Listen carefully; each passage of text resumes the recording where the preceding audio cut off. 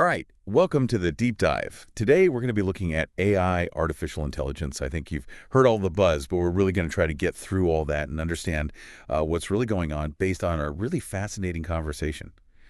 You sent this to me. Yes. Between Dylan Patel and Nathan Lambert with Lex Fridman on the Lex Fridman podcast. Yeah, Lex Fridman, he does these really long, in-depth podcast discussions, really gets into the weeds. So I think that was a really great source for us to dive into today. Yeah, it's great. I mean, it is long.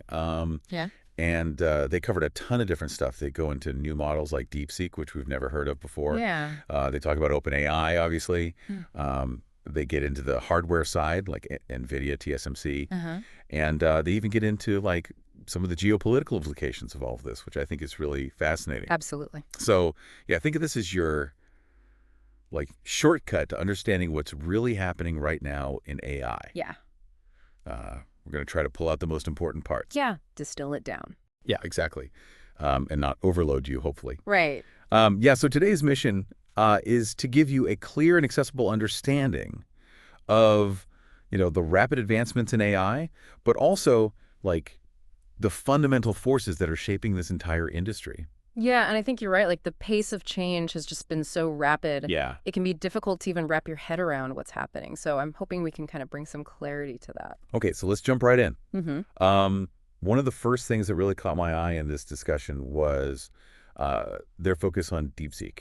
Yes, a DeepSeek. I mean, that was a new one for me, to be honest. Yeah, me too. So they have this new model called DeepSeek V3, which they describe as a mixture of experts model. Okay, so mixture of experts. What does that actually mean? Yeah, I'm glad you asked. Basically, it's a new type of model architecture. So if you think about a typical like dense neural network, every single parameter, every neuron is involved in processing every input. Right. But with a mixture of experts model, only a subset of those parameters or neurons are activated for each token. So it's kind of like specializing, right? Yeah, exactly. You have all these different experts, each specialized in a particular area. Uh-huh. And depending on the input, the model dynamically chooses which experts to activate. Okay, so that makes sense. It's kind of like, if you're trying to solve a complex problem, you don't need every single person on your team working on every single aspect. Right. You have specialists for different things. Right, exactly. It's about efficiency. And DeepSeek V3, this has a lot of parameters, right? It does, yeah. Over 600 billion parameters, which, for context, is significantly more than, say, Llama, which has 405 billion. Okay, so bigger and more specialized. Exactly. Yeah. So let's talk a bit about how these models are actually trained. Okay, yeah, that's a good point. Typically, there are a few stages. The first is pre-training, where the model is fed massive amounts of text data. Right, so it's just devouring all this information. Yeah, and it's learning to predict the next token in a sequence. So, like, if you give it the word the, it might predict cat or dog or house. So it's kind of learning the basic patterns of language, like the grammar and the semantics. Exactly. Okay. Then there's instruction tuning, where you refine the model to give you more helpful and relevant responses to prompts and questions. So it's about making it more useful for practical applications. Like being able to actually hold a conversation or generate a piece of text, for example. Okay. And then finally, there's preference fine-tuning. This is where you align the model's responses with human preferences. And this is often done using reinforcement learning from human feedback, RLHF. Right, RLHF. That's been a hot topic in AI recently. Yeah, for good reason. It's been a key factor in the success of models like ChatGPT, making them more aligned with what humans actually find useful and engaging. So is DeepSeek using RLHF as well? It seems like they are, yes. But one of the things that sets DeepSeek apart is their commitment to transparency. They're actually publishing a lot of the technical details about their models, which is pretty rare. Wow, that's interesting. So they're kind of like bucking the trend of keeping everything closed source. Yeah, exactly. And this is a huge benefit to the AI research community because it allows others to really understand their methods, replicate their results, and potentially build on their work. Right, because with closed source models, it's like a black box. You don't really know what's going on inside. Exactly. And that makes it really hard for researchers to make progress, even if they have a lot of computing power, because they don't have access to the underlying data and code. Okay, so DeepSeek is being much more open about their research. Right. And they have this other model, DeepSeek R1, which is focused on reasoning. Yes, DeepSeek R1. This is where it gets really interesting, I think. They've actually released a paper detailing some of the new training techniques they use for this model. Okay, so reasoning, that's kind of like the next frontier for AI, right? In a way, yeah. I mean, we've seen great progress in language models, but true reasoning, the ability to solve complex problems and make logical deductions, is still a major challenge. And DeepSeek R1 is specifically designed for this. Yes. And one of the coolest things is that their chat application has a feature called Thought for 157 seconds. Thought for 157 seconds. What is that? So when you ask the model a question that requires reasoning, it will actually show you its internal reasoning steps, like a chain of thought. And it can take up to 157 seconds for it to come up with an answer. Wow, so you can actually see the AI thinking in a way. Yeah, it's fascinating. And it gives you a glimpse into how these models are approaching these complex problems. That's really cool. It sounds like DeepSeek is really pushing the boundaries here, both in terms of the models themselves and in terms of their openness. Definitely. And this might be putting pressure on other companies, like OpenAI, to be more transparent as well. Yeah, I could see that happening. If DeepSeek is getting a lot of attention for their openness, it might force others to follow suit. Right. And competition in this field is fierce, so that's a good thing for the research community. Absolutely. Now, you mentioned earlier the deep learning revolution and these scaling laws. Can you explain those a bit more for folks who might not be familiar? Yeah, sure. So the deep learning revolution really refers to the incredible advancements in AI that we've seen in recent years, driven by the development of deep neural networks. These are like these very complex, interconnected systems that are inspired by the structure of the human brain. And these scaling laws, what they've observed is that generally speaking, the bigger the neural network, the better it performs. Bigger in terms of... In terms of a few things. Mm-hmm. The amount of data it's trained on, the amount of computing power used to train it, and the number of parameters in the model itself. Okay, so more data, more compute, bigger models equals better AI. It's kind of intuitive in a way. Yeah, it is. But what's really interesting is that different model architectures have different scaling laws. So some models are more efficient at utilizing that compute power and data than others. And this is where mixture of experts models come in. Right, because they're more specialized, they can be more efficient. Exactly. Nathan pointed out that these MOE models can be significantly more efficient during training.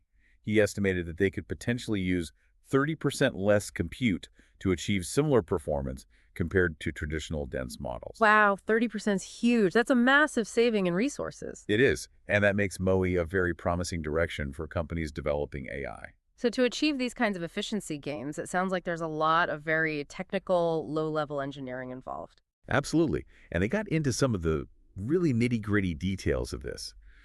For example, to really squeeze out the most performance, engineers often have to go beyond standard programming tools like CGA and really get down to the level of the individual processing units within a GPU. So they're basically writing code that's very specific to the hardware itself. Exactly.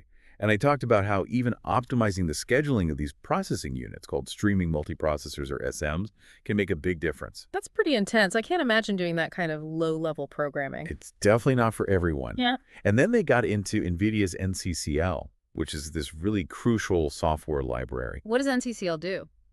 So when you're training these massive AI models, you're often using hundreds or even thousands of GPUs working together. Right. And NCCL, which stands for NVIDIA Communications Collectives Library, is what keeps everything synchronized.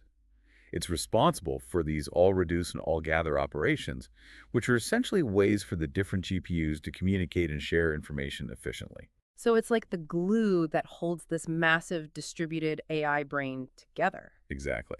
It makes sure that the model parameters are updated consistently across all the GPUs, both during training and during inference. Okay, that makes sense. And it sounds like DeepSeek is innovating even further on top of this with how they manage information flow in their MOE models. Yes, they talked about their new routing mechanism, which seems to be a departure from the traditional use of an auxiliary loss to balance the usage of different experts. It sounds like they might be using an extra parameter that gets updated after each batch of data, which helps to ensure that the experts are used more effectively in the next batch. So they're basically fine-tuning how the information gets routed to the different experts based on the data it's processing. Exactly. It's like they're constantly adjusting the team of specialists based on the task at hand. That's very clever. And it probably contributes to their efficiency gains. Definitely. They also mentioned that their MOE model has a very high ratio of inactive experts, like 32 inactive for every 4 active, which is much higher than other public MOE models. So even more specialized than we thought. Yeah, it's quite striking. Now, training these massive models is no easy feat. They talked about how stressful it can be, how it's almost an art as much as a science. And one of the things they highlighted was these loss spikes that can occur during training. Loss spikes. What are those? So during training, you're constantly monitoring the model's performance. And one of the key metrics is the loss, which is essentially a measure of how much error the model is making. Right. And sometimes, for no apparent reason, this loss will suddenly spike upwards. It's like the model suddenly takes a step backwards. That must be frustrating. Do they know what causes these spikes? It's not always clear. It could be bad data in the training set, subtle bugs in the code, or Hmm. even just some inherent instability in the training process. So it's a bit of a mystery. Yeah, in a way. And they talked about how they've even seen cases where these spikes were caused by really unexpected correlations in the data. Like what? Well, they mentioned this funny example from the Microwave Gang subreddit, where people were posting images of microwaves and asking an image recognition model to identify them. Okay. And for some reason, the model was consistently misidentifying them as refrigerators. Really? Yeah. And it turned out that all of these microwave images had one thing in common: a clock. Ah, I see. So the model was associating the clock with refrigerators. Exactly. Yeah. And they had no idea until they really dug into the data. That's wild. So how do you deal with these loss spikes? Well, it depends on the type of spike. If it's a rapid spike, you might be able to just skip over that particular data point. Mhm. But if it's a slow, gradual increase in loss, it might indicate a more serious problem, and you might need to roll back to a previous version of the model. Okay. A lot of trial and error, a lot of fine-tuning. They also mentioned this interesting phenomenon called Groking. Grok. Yeah, it's where a model might appear to have plateaued in its learning, showing no improvement for a while. Right. But then suddenly, it'll exhibit a significant jump in performance. It's like it was quietly figuring things out in the background all along. That's really cool. It's like it's having an aha moment. Yeah, exactly. And they also talked about how finding the right combination of hyperparameters, which are these settings that control the training process, often involves a lot of intuition and experimentation. So it's not just a purely scientific process, there's an art to it as well. Absolutely. They even mentioned doing these YOLO runs, where they just throw a bunch of stuff at the wall and see what sticks. YOLO runs. Yeah, you only live once, runs. It's where they just go with their gut feeling and launch a large-scale training run with a particular set of parameters, hoping for a breakthrough. That's pretty risky. It is, but sometimes it pays off. It just shows that there's still a lot of unknown territory in this field, and sometimes you have to be willing to take risks to make progress. Okay, so let's shift gears a bit and talk about DeepSeek, the company. It sounds like they have a pretty unique background.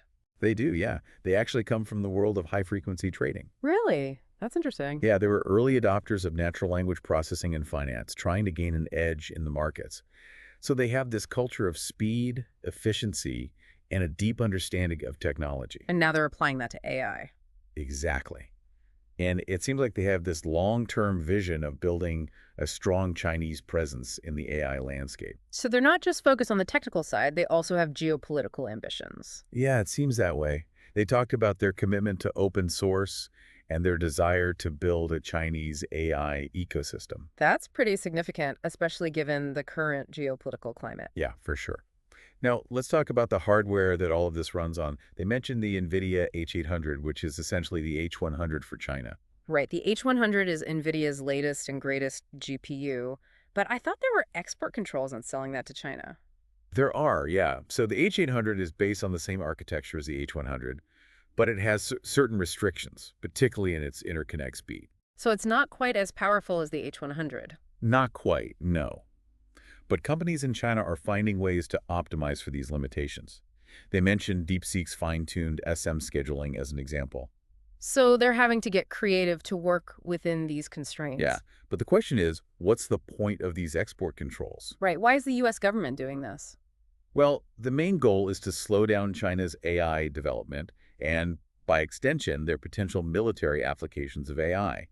The idea is that if you restrict access to the most powerful hardware, you can maintain a technological advantage. But it's not that simple, is it? I mean, Nvidia is still selling chips to China, like the H20. That's true. The H20 is NVIDIA's attempt to create a powerful chip that still complies with the regulations. It has less raw computational power, but it retains the same high-speed interconnect as the H100 and even has better memory bandwidth and capacity. So it's a trade-off. Less raw power, but potentially better performance for certain tasks. Exactly. Yeah. And there was actually a recent report of a large H20 production order being canceled, which might suggest that there are even tighter restrictions coming. Wow, so it's like a constant game of cat and mouse. Yeah, exactly. And there's a lot of debate about how effective these export controls really are in the long run. Right, because China has a lot of resources and a lot of talented engineers. Exactly. Some people argue that these controls might just incentivize China to develop their own domestic chip industry even faster. And they also mentioned that even in the US, the availability of power is becoming a bottleneck for AI development. Yes, that's a crucial point. It doesn't matter how many GPUs you have if you don't have enough electricity to run them. And they talked about how the US government has been very vocal about its commitment to AI, while China might have been a bit slower to react initially. Yeah, although they did recently announce a major subsidy for AI development, so that might be changing. And it's not just about the chips themselves. The restrictions also apply to the manufacturing equipment needed to make them, and even to U.S. citizens mentoring Chinese AI companies. So it's a pretty comprehensive effort to contain China's AI capabilities. It is. And it's fueling this whole new kind of Cold War, especially when you consider the situation with Taiwan and TSMC. Right, TSMC is the world's leading chip manufacturer, and they're based in Taiwan. Exactly. And Taiwan is a major point of geopolitical tension between the U.S. and China. So control of TSMC is incredibly important for both sides. It is. And TSMC's dominance is not just about technology. It's also about specialization, dedication, and a unique work culture in Taiwan. They mentioned that most of the leading-edge R&D and chip manufacturing is concentrated in just a few places.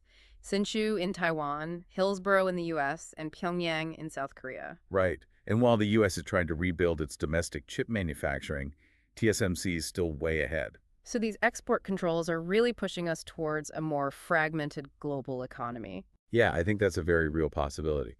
They also mentioned how the U.S. government's focus in these controls has shifted a bit recently. Now they're primarily targeting the raw computational power of chips, measured in FLOPS. And Nvidia has been adapting to this by releasing new chips like the H20 that have less FLOPS but still maintain high interconnect speed and memory bandwidth. Exactly. And they even mentioned a specific FLOPS threshold that triggers notification requirements for the U.S. government. So it's a constantly evolving situation. It is. And when we're talking about things like reasoning and AI, it's not just about raw computational power. Memory bandwidth and capacity are also crucial. Right, because reasoning tasks often involve processing and storing a lot of information. Exactly.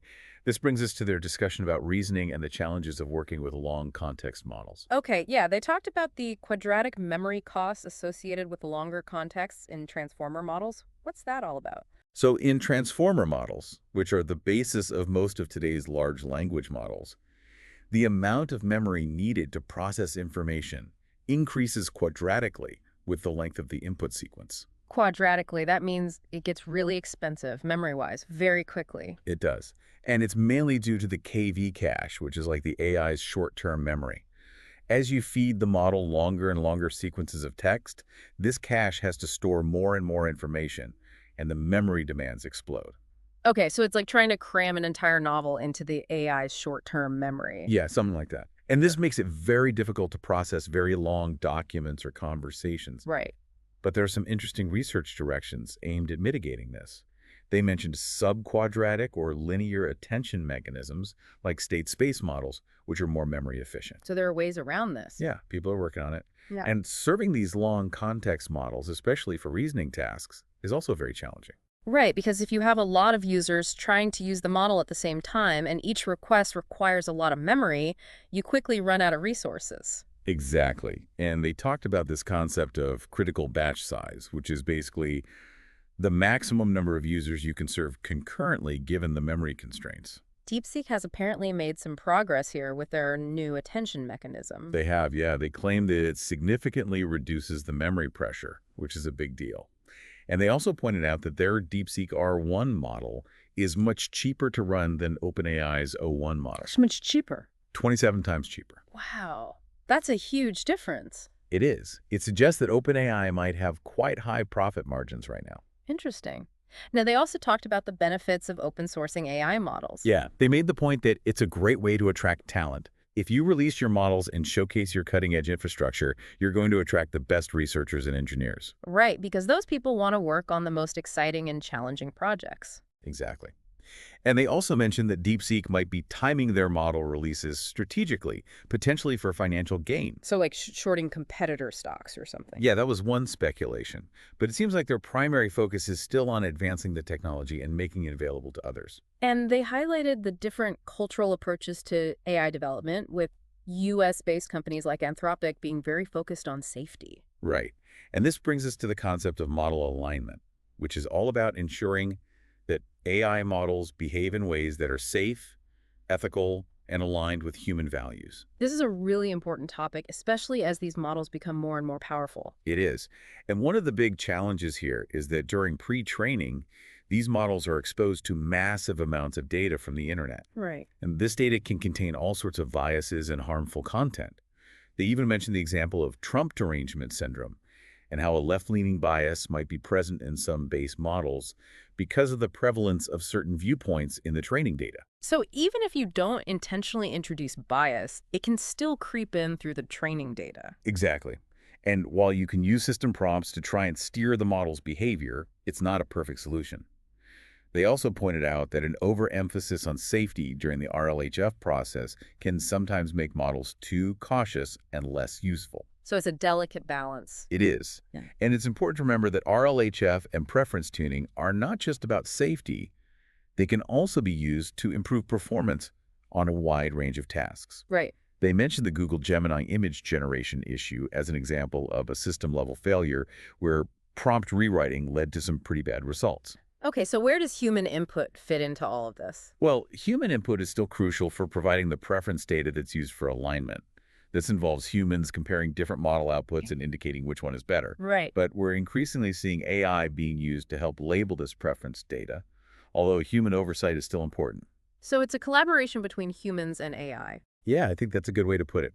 And they talked about how models like DeepSeek R10 have demonstrated the ability to learn reasoning through reinforcement learning on verifiable questions. So without explicit human input. Exactly. It suggests that there's a lot of potential for using reinforcement learning to train models on tasks with clear, objective outcomes. This could be really useful in areas like robotics, where the reward signal for completing a task successfully is very clear. Right.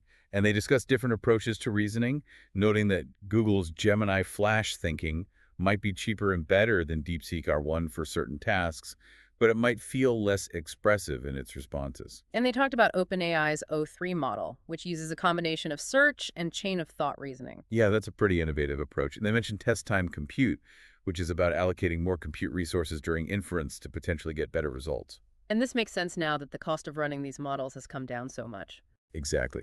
They mentioned a 1,200x reduction in inference costs since GPT-3. So this opens up a lot of possibilities. Now let's talk about the bigger picture. We've seen a lot of hype around AI recently, and the market has definitely reacted. Oh, yeah. Nvidia's stock has been on a roller coaster ride, And they talked about Jevons paradox in the context of GPUs. which is the idea that making something more efficient can actually lead to increased demand and higher prices. Exactly.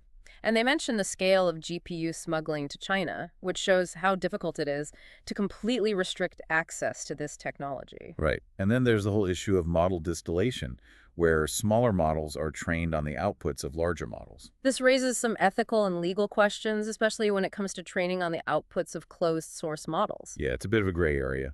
And they talked about the use of system prompts to try and identify the origin of a model or to suppress its default attributions. And then there's the whole debate around companies like ByteDance potentially training their models on OpenAI's outputs. Right. And the complexities of copyright and training data. They mentioned Japan's more permissive laws as an example. And the brain drain of AI talent between companies. It's a wild west out there. It really is. Now let's talk about the scale of these AI megaclusters. The power consumption is mind-boggling. It is. They mentioned a single GPT-4 training run potentially consuming 15-20 megawatts of power. That's insane. Yeah. And Elon Musk is building this massive data center in Memphis, including his own natural gas power plant. So he's not messing around. Not at all.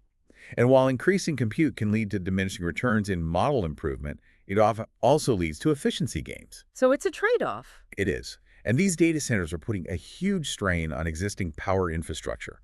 Companies are having to get creative with their energy sources. Amazon is even looking into nuclear power. Wow. And the cooling and electrical systems in these mega clusters are incredibly complex. They talked about high bandwidth networking technologies like Nvidia Spectrum-X Ethernet and advanced liquid cooling systems. It's like something out of science fiction. It really is. And they discussed the future of competition in AI hardware, with AMD trying to catch up to Nvidia and Intel struggling a bit. Yeah, it's a tough market to crack. And while the big cloud providers are investing heavily in GPUs, the long-term profitability of those investments is not guaranteed. Right. It's still early days. It is, and they talked about the potential for AI to be integrated into a wide range of products and services, not just in the hands of a few giant companies. So it could become more democratized. Potentially, yeah.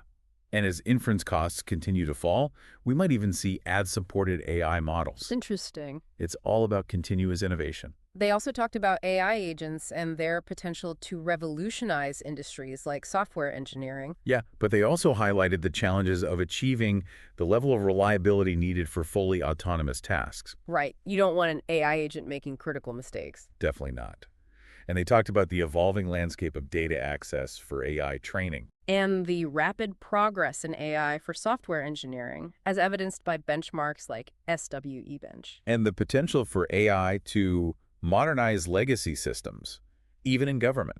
Now, one of the most interesting things they discussed was DeepSeek R1's commercially friendly open source license. Yeah, that's a big deal. It's a major departure from the more restrictive licenses we've seen from other companies. Especially Llama, which requires even derivative models to retain the Llama name. Right. And then they briefly touched on Stargate. The mysterious AI infrastructure project. Yeah. They mentioned that the initial funding figures were probably exaggerated, but it's still a massive undertaking. They said it could involve Oracle and potentially even federal land. Yeah, it's pretty wild, and it's likely to cost tens of billions of dollars over time. They ended their discussion by reflecting on the incredible pace of technological advancements we're seeing, not just in AI, but also in things like networking and optics within data centers. Yeah, it's a really exciting time to be in this field. But they also cautioned that there are limits to scaling and that skilled programmers are still essential. Absolutely.